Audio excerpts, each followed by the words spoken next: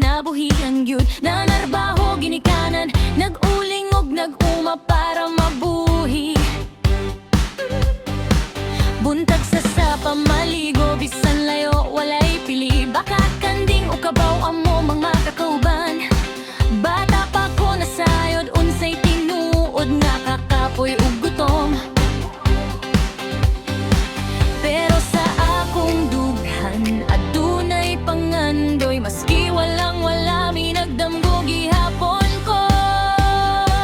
Bisag gibuli, gikatawan ko nila. Walay sapayan akong kasing-kasing ligon pa. Kaya ko'y tingkugihan, Angie Bustillo, pirigod yun mo undang. Bisan pila ka bungtod akong katkatontanan. Gikan sa walang wala, karon nagbarog na. Salamat sa Ginoo, wala ko niya iba. Tingkugihan, Angie Bustillo, kiripata yun lang good. Sa kapugi o pagtuot, panandam ko matinuod. Ang akong kagahapon, akong gipasalamatan. Kay mao'y rason nga nung karon naghatag ko sa uban. Ha! Yeah, yeah.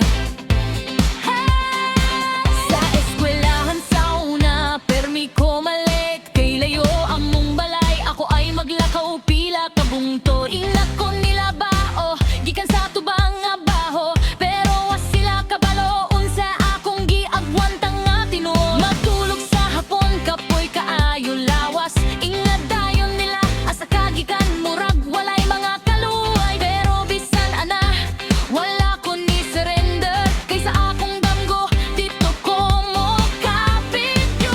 Lima ka tuig kang malong edad, gapon na akong pangandoy. Mausab ang kinabuhi, mapodragod ang kahayag. Kaya ko'y timpugihan, Angie Bustillo, pirigil yun mo undang. Bisan pila ka bungtod akong katkatontanan. Gikan sa walang wala, karon nagbarog na.